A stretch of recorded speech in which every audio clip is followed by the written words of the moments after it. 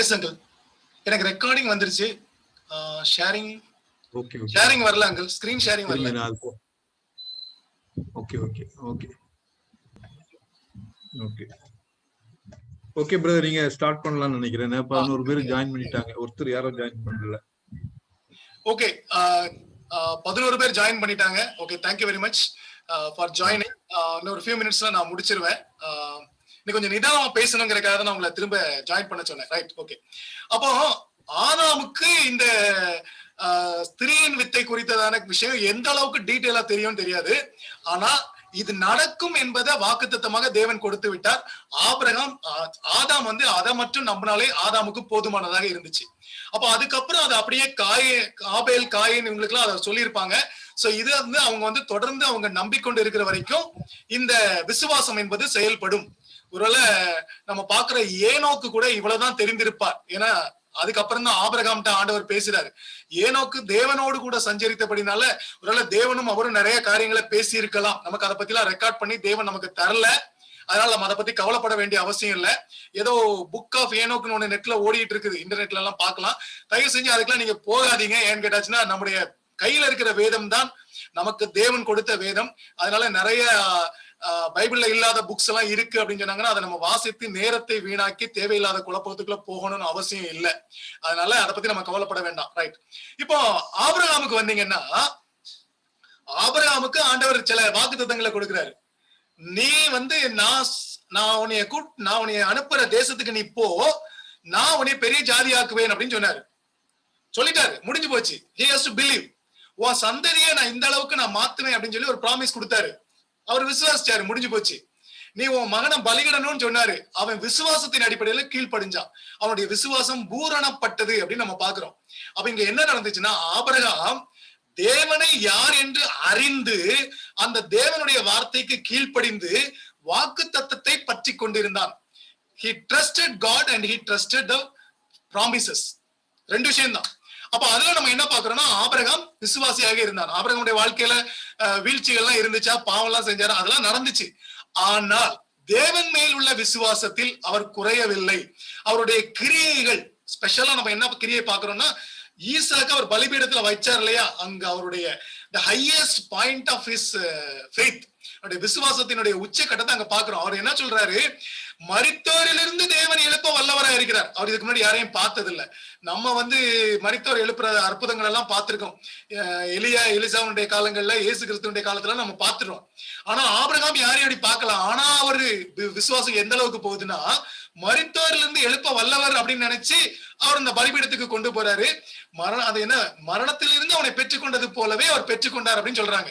So அந்த faith அந்த அளவுக்கு இருந்துச்சு. ரைட். மோசேக்கு முன்னால, சரியா, மோசேக்கு முன்னால இதுல நான் யாரெல்லாம் பார்ப்பேன்னா, யோசேப்பு எல்லாம் அங்கதான் பார்ப்பேன். யோசேப்புடைய அந்த கற்புள்ள நடக்கையை நான் அடிக்கடி யோசிப்பேன். யோசேப்பு கையில கண்டிப்பா பைபிள் கிடையாது. நம்ம கையில இவ்வளவு எபிசில்ஸ் எல்லாம் எழுதி இவ்வளவு வார்னிங் எல்லாம் கொடுத்த பிறகும் நம்ம பாவத்தோட போராடிட்டு இருக்கோம்.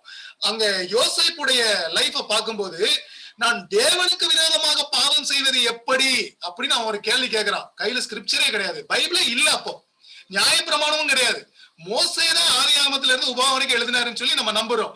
அப்படின்னா மோசேக்கு முன்னால 400 வருஷத்துக்கு முன்னாடி இருந்த யோசேப்பு எந்த காரியத்தை விசுவாசித்தார்? அவர் தேவனை அறிந்திருந்தார், அவர் தேவனுடைய வாக்குத்தத்தங்களை நம்பி இருந்தார்.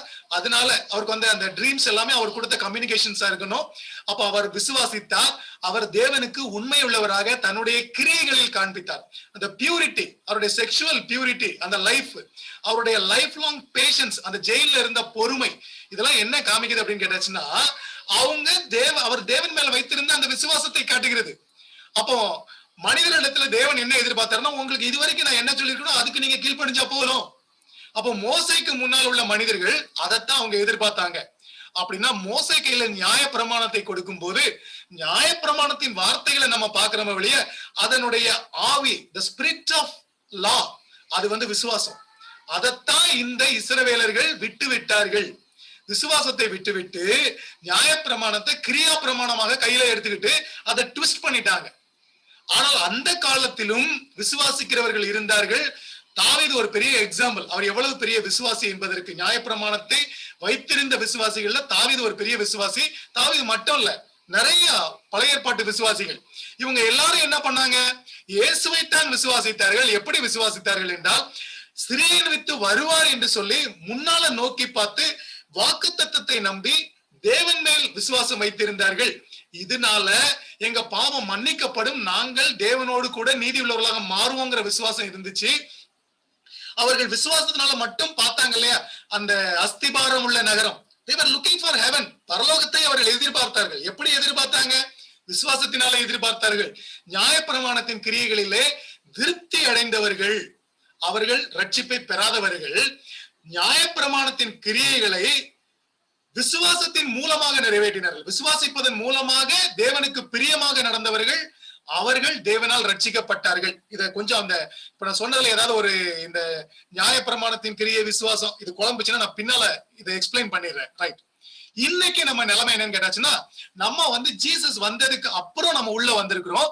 அப்ப நம்ம சீனை எப்படி பார்க்கணும் அப்படின்னு கேட்டாச்சுன்னா, we look back. 2000 வருஷத்துக்கு முன்னால இயேசு கிறிஸ்து மேசியாவாக ஸ்திரீயின் வித்தாக வந்து சிலுவையிலே சாத்தானுடைய தலையை நசுக்கி மரணத்தை ஜெயித்து நமக்கு விசுவாசத்தை தொடக்குகிறவரும் முடிக்கிறவருமாக பெரிய உன்னதமான ஒரு காரியத்தை நமக்கு கொடுத்துட்டார். அவங்க லுக்கிங் ஃபார்வர்ட், நம்ம லுக்கிங் பேக்வர்ட். சோ நமக்கு வந்து முழு பிக்சரும் நமக்கு தெரியும், அவங்களுக்கு தெரியாது. ஆனா நம்ம இப்போ நம்ம என்ன பண்ணோம்னா, we are looking forward. என்ன பாக்குறோம்? மறுபடியும் நம்முடைய இயேசு கிறிஸ்து வந்து நம்மை அந்த ரட்சிப்புக்குள், இளைப்பாறுதல் தான் ரட்சிப்பு. நம்ம என்னைக்கு ஹெவனுக்கு போறோமோ அன்னைக்கு தான் நமக்கு அந்த சால்வேஷன் கெட்ஸ் கம்ப்ளீட். அவர் வருவார் என்று நாம் எதிர்பார்த்து கொண்டிருக்கிறோம். அப்ப அவர் எந்த நேரத்துல வருவாருங்கிறது தெரியாது. திருடனை போல வருவார்னு சொல்லப்பட்டிருக்கு. அதனால இந்த கொஞ்சம் பேர் கடைசி காலத்துல என்ன நடக்கும்னு தீர்க்க தரிசனம் இந்த என்ன சொல்றது, இந்த ஈவென்ட்ஸ், வேர்ல்டு ஈவென்ட்ஸை வச்சுக்கிட்டு இன்டர்பிரேட் பண்ணிட்டு இருக்காங்க. அதை வச்சுக்கிட்டு ரெடியாக வேண்டிய அவசியம் நமக்கு கிடையாது. எந்த நேரத்தில் தேவன் வந்தாலும் நம்ம ரெடியா இருக்கிறது தான் நமக்கு அவசியம். அப்பத்தி ஒருத்தர் இப்படி ஒரு கமெண்ட் கொடுத்தாங்க. அது என்னன்னு கேட்டாச்சுன்னா, கணவன் தூர தேசத்துக்கு போயிருக்காரு, அவர் என்னைக்கு வருவாரு, அன்னைக்கு வந்து அவர் என்ன தப்பு செய்யற மாதிரி கண்டுபிடிச்சிட கூடாதுன்னு ஒரு மனைவி நினைச்சு தப்பு பண்ணிக்கிட்டு இருந்தா அவ எப்படிப்பட்ட மனைவின்னு யோசித்து பாருங்க. என் கணவன் என்னைக்காவது ஒரு நாள் வருவாரு, நான் பரிசுத்தமா தான் இருக்கணும்னு நினைக்கிற மனைவி எப்படி இருப்பாள் என்று யோசித்து பாருங்கள். நம்மை என்ன சொல்றது, மனவாட்டியாக அவர் நியமித்திருக்கிறார். அவரு காலம் வரும்போது நான் கேர்ஃபுல்லா இருக்கணும், அது வரைக்கும் நான் கொஞ்சம் கேர்லெஸ்ஸா இருக்கலாம் அப்படின்னு நினைச்சா நம்ம வந்து ப்ராஸ்டிடியூட் லைஃப் இல்ல. Every day every moment we have to protect ourselves in holiness. நம்ம பரிசுத்தத்தை காத்து கொள்ள வேண்டும். நாம் தேவனுக்கு உண்மை உள்ளவர்களா இருக்கு. அவர் என்னைக்கு வேணாலும் வருவார், அவ்வளவுதான். அவர் என்னைக்கு வந்தா என்ன, நான் பரிசுத்தத்தில் தான் இருப்பேன். அவர் இன்னும் 2000 வருஷம் ஆனா கூட எனக்கு அதனால பிரச்சனையே கிடையாது. என்ன பாடுகள் வந்தாலும் நான் சகிப்பேன். ஏனென்றால் என் தேவன் வாக்கு மாறாதவர் வருவார், அவ்வளவுதான், முடிஞ்சிச்சு. So we have two things. Looking backward, என்னுடைய பாவங்களுக்கு பரிகாரமாக இயேசு சிலுவையில் மரித்து விட்டார். ரைட். என்னை சேர்த்துக் கொள்வதற்கு அவர் வரப்போகிறார். நான் இப்போது பரிசுத்தமாக வாழ வேண்டும், அது என்னுடைய கடமை. இதுதான் நம்ம விசுவாசிக்க வேண்டிய ஒரு காரியம். சரி, ரைட். இப்போ ஒரு முக்கியமான காரியம் என்னன்னு கேட்டீங்கன்னா, யாக்கோபு 2:20 நீங்க வாசித்தீங்கன்னா, கிரியைகள் இல்லாத விசுவாசம் செத்தது என்று நீ அறிய வேண்டுமோ அப்படின்னு இருக்கும். இந்த அறிய வேண்டுமோ அப்படிங்கிற கேள்வி வந்து நிறைய பேருக்கு குழம்பும்.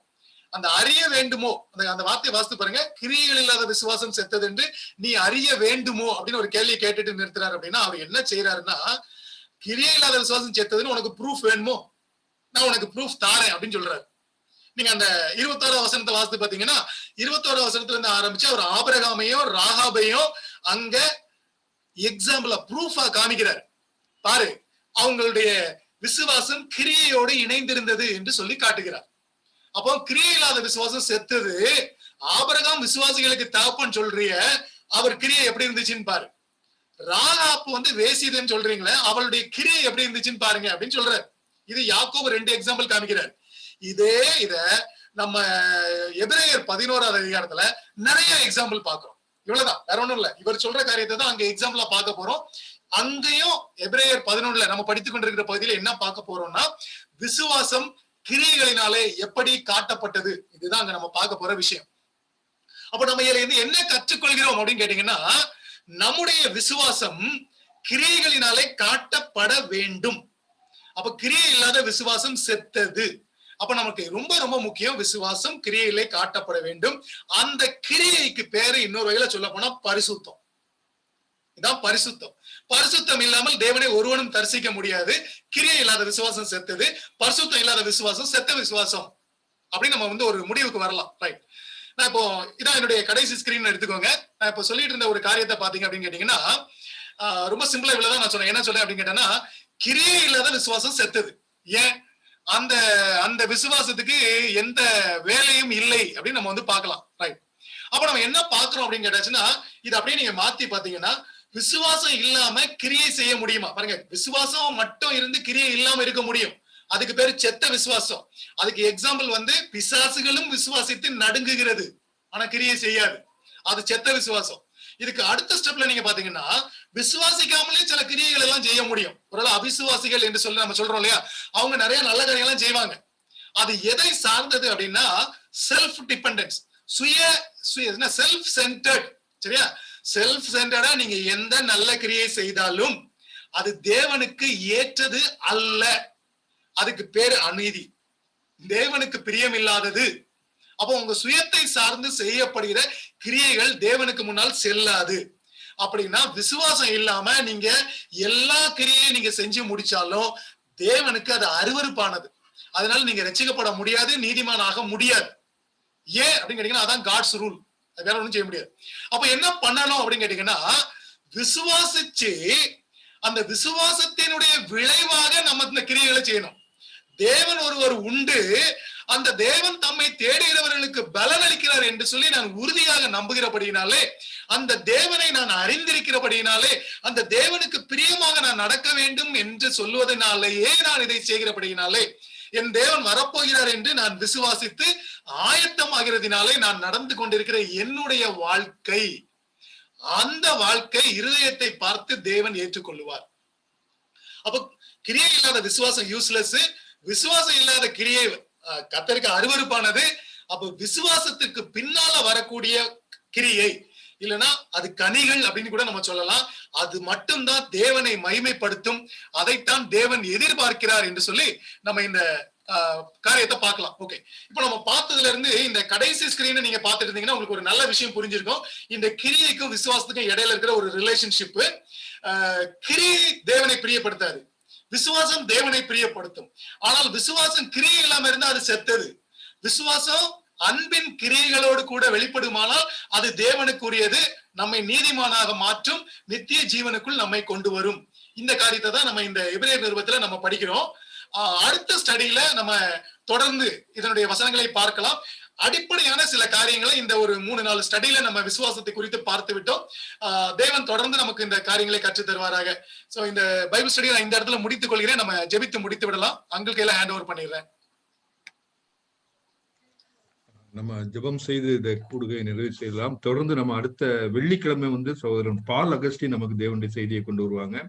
புதன்கிழமை சபையின் ஜெப கூட்டம் நடைபெறும். நீங்கள் இணைந்து கொள்ளும்படியா நான் கேட்டுக்கொள்கிறேன். நம்ம ஜெபிக்கலாம். எங்களை கிருபையாக நேசிக்கிற ஜீவனோட நல்ல பிதாவே, இந்த அருமையான இரவு வேளைக்காக நாங்கள் உண்மை துதிக்கிறோம், ஸ்தோத்திரிக்கிறோம், பணிந்து கொள்கிறோம்.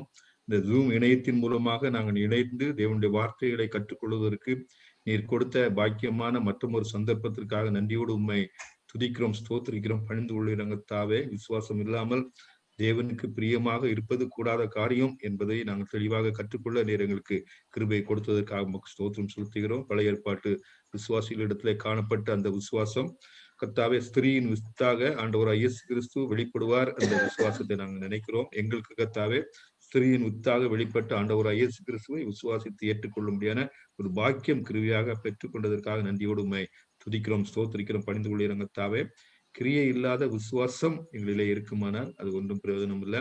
எங்களுடைய வாழ்க்கையில கர்த்தாவே, நாங்கள் விசுவாசிக்கிறதுனாலே தேவனுக்கு பிரியமான காரியங்களை தொடர்ந்து செய்கிறவர்களாக, பரிசுத்தம் உள்ள ஒரு வாழ்க்கை வாழ்கின்றவர்களாக, கர்த்தாவே அக்கனிகளை கொடுக்கிற ஒரு ஜீவியம் செய்கிறவர்களாக நாங்கள் காணப்பட, அதன் மூலமாக நாங்கள் உங்களுடைய பிள்ளைகள் என்பதை இந்த உலகம் அறிந்து கொள்ள நீர் கிருபை செய்தருள வேண்டும் என்று உங்களுடைய சமூகத்துல பாரத்தோடு நாங்கள் ஜெபிக்கிறோம். எங்களிடத்து அவனமான காரியங்களை எதிர்பார்க்கிறீர். அவனுடைய கிரியைகளுக்கு தக்கதாக அவனவனுக்கு பலன் அளிக்க போகிற ஆண்டவராகிய இயேசு கிறிஸ்து சீக்கிரமாக வரப்போகின்றார். அந்த விசுவாசத்தோடு நாங்கள் பரிசுத்தமான ஒரு வாழ்க்கை கர்த்தாவே ஜீவிக்க எங்களுக்கு கிருபை பாராட்டும். பரிசுத்தமா இருக்கிறவன் இன்னும் பரிசுத்தமா இருக்கட்டும், நீதி செய்கிறவன் இன்னும் நீதி செய்யட்டும், இதோ சீக்கிரமாக வருகிறேன். அப்படிதான் ஆண்டவராகிய இயேசு கிறிஸ்து எங்களுக்கு சொல்லி இருக்கிறார். அதை நாங்கள் விசுவாசித்து எப்பொழுது நாங்கள் உண்மை உள்ளவர்களாக, பரிசுத்தம் உள்ளவர்களாக, நீதி உள்ளவர்களாக, அன்புள்ளவர்களாக, பொறுமை உள்ளவர்களாக, கர்த்தாவே ஜீவிக்க நீர் எங்களுக்கு ஏற்ற கிருபைகளை தந்திரள வேண்டும் என்று இப்படி சமூகத்தில் கெஞ்சுகிறோம். வேத பாடத்தை எடுத்து அருமையான சோதனைக்காக ஸ்தோத்திரிக்கிறோம். தொடர்ந்து நீர் அவளை பலப்படுத்தி ஆசீர்வதிக்க வேண்டும் என்று இப்படி சமூகத்தில் கெஞ்சுகிறோம். கலந்து கொண்ட ஒவ்வொருவரையும் நீர் ஆசீர்வதிக்க இப்படி சமூகத்தில் நாங்கள் மன்றாடுகிறோம். பல இடங்களில் இருந்து கலந்து கொண்டிருக்கிறாங்க. தூர தேசத்திலிருந்து கலந்து கொண்ட அருமையான சகோதரிக்காக கூட நாங்கள் ஸ்தோத்திரம் செலுத்துகிறோம். நீர் ஆசீர்வதியும். தமிழ்நாட்டிலும் பல பகுதிகளிலிருந்து கலந்து கொண்ட ஒவ்வொரு தேவனுடைய பிள்ளையும் கிருபையாக ஆசீர்வதிக்க வேண்டும் என்று இப்படி சமூகத்துல பாரத்தோடு நாங்கள் ஜெபிக்கிறோம். எங்களை தாழ்த்தி உடைய கிருபையின் கரங்களை ஒப்புக் கொடுக்கிறோம். மீதியான வேளையில உடைய கிருபை எங்களோடு கூட இருக்கட்டுங்கத்தாவே. இந்த பொருளாதார உலகத்துல எந்த தீங்கும் எங்களை நெருங்காத வண்ணம் உடைய கிருபை நிமித்தமா எங்களை பாதுகாத்துக்கும். எங்களை தாழ்த்தி உடைய கரங்களை ஒப்புக் கொடுத்து ஆண்டவரும் மீட்புறும் மர்மரட்சகருமான இயேசு கிறிஸ்து வெளியேறப்பட்ட நாமத்திலே கெஞ்சி மன்றாடி கேட்டுக்கொள்கிறோம் அன்பின் பரமபிதாவே. ஆமீன். ஆமீன். ஆமீன். ஸ்தோத்திரம் brother. Okay brother. Thank you brother. Thank you. Brother. Shall I close it? Thank you so much, brother. Okay, thank you sister. Sugna sister, thank you. Brother கேட்டதா சொல்லுங்க. சரி பிரதர். தம்பியை அடுத்த மீட்டிங்ல கூப்பிட்டு வாங்க. தம்பியை பார்க்கணும். சரி பிரதர், ஷூரா. நீங்க ஜோம் பண்ணுங்க அவங்களுக்காக. ஓகே கண்டிப்பா. விக்கிக்காகட்டும். Thank you brother. Thank you. Okay. Sister Divya இருக்காங்க. Okay, thank you.